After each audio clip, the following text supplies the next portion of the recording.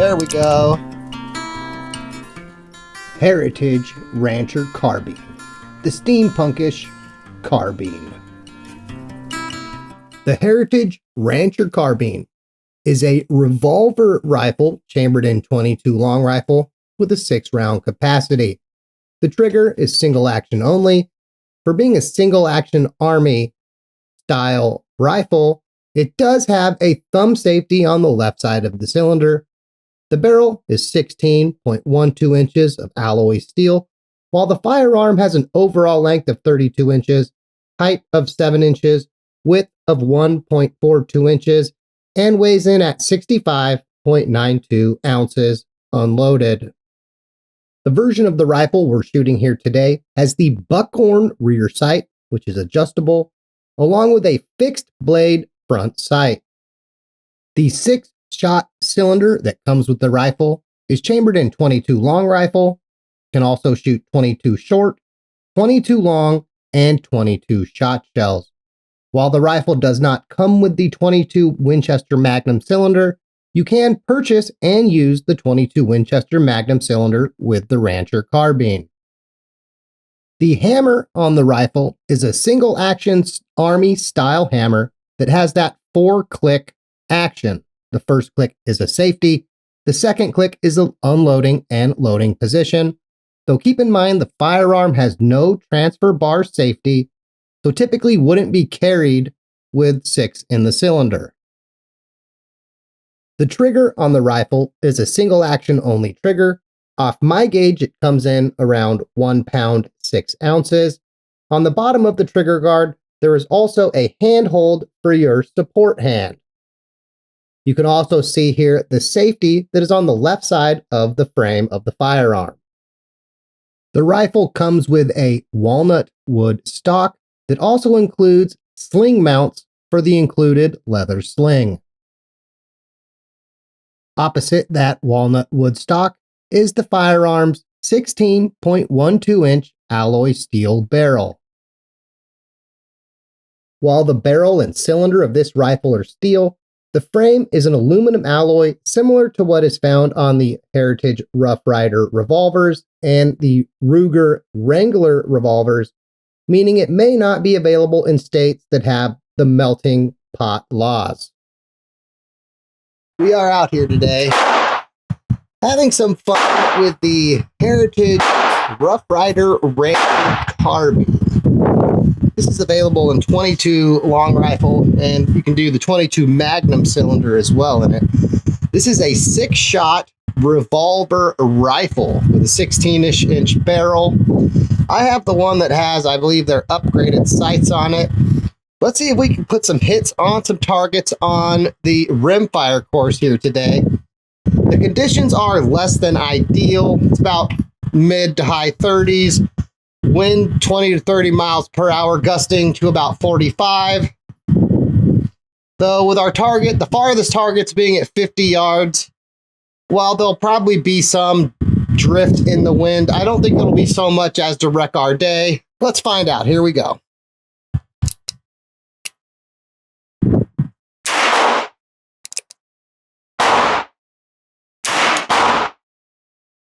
Got him. Let's try the middle one now. And the right hand. Ooh.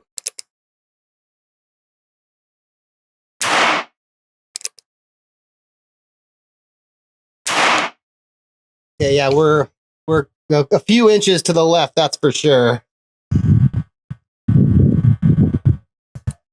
And with this ammo, I can actually feel a little bit of particulate blowback, we'll say, from the cylinder gap.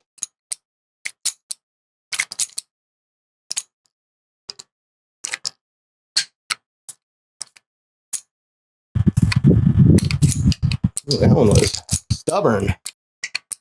All right, here we go. We are going to aim at the plate carrier, the plate rack again, starting in the far left-hand target.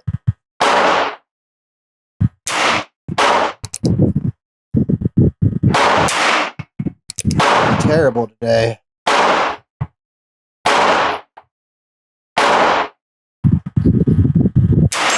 There we go.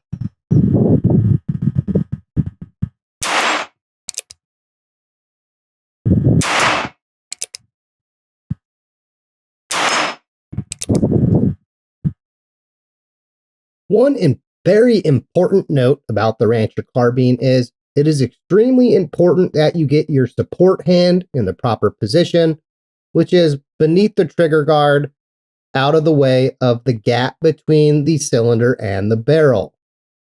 As you can see here, the firearm is going to vent hot gas and some explosion in that gap, and you don't want your support arm, hand, or anything else in that area because you'll suffer more than just emotional damage. While the Rancher Carbine is accurate, reliable, and feels very steampunk-ish, it does have some flaws, like the low capacity being a revolver rifle, and that awkward support hand position you have to keep in mind to keep yourself away from the gas venting between the barrel and the cylinder. Now, in my experience with the Rancher Carbine, it's a rifle that, well, it's more fun to look at than it is to shoot, unfortunately. And a lot of that has to do with that gas venting between the barrel and the cylinder. Even when your hand is in the right spot and out of the way, what you still have to contend with is that hot gas and particulates that hit you in the cheek. I find this rifle is uncomfortable to shoot most of the time, and the ammo that you shoot also comes into play there. Sort of the dirtier ammo, it's even worse, unfortunately. And what we'll call a more budget-friendly rifle like this Rancher Carbine, most people will probably tend to shoot budget-friendly ammo to go with it.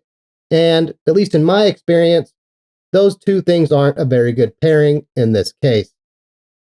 But if you can get past that uncomfortable to shoot nature, you're fans of something that's a little different, and dare I say, you want something that looks a little steampunk-ish, this Rancher Carbine might be an excellent choice for you.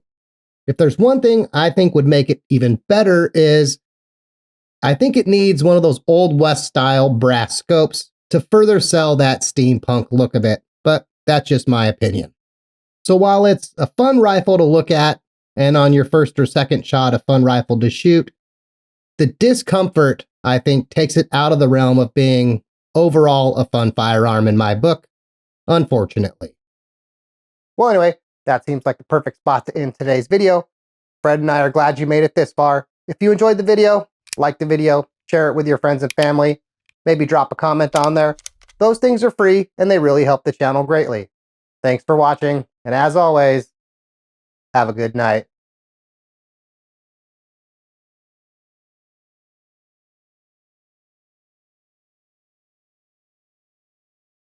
If you haven't been to our website in a while, check out TheBaconNation.com.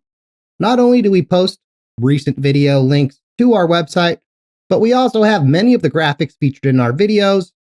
Like, say, if you're looking for information on the ADX Cheetah, you can see the graphics that we've used, how some of the ammo has performed we've put through the firearm, and comparison images comparing it versus a number of different firearms. Like, for example, how does the ADX stack up size-wise versus the Bodyguard 2.0? And a link to a recent video featuring the firearm. Besides 380s, there's also a section for the other non-380 firearms that we're shooting, like, say, the CZ P09C Nocturne that we've shot in a few videos now, some comparison images, as well as links to recent videos. If you like our ammo tests, much of the ammo that we've tested so far now has a page on our website. So, for example, if you're curious about the Aguila mini shells we recently put through their paces, here are the graphics from that video, along with a link to that video. Some of the breakdown graphics that we don't currently have a dedicated page for, you can also see the graphics for from recent videos, as well as random wildlife pictures, if you're into that kind of thing. So again, check out TheBaconNation.com.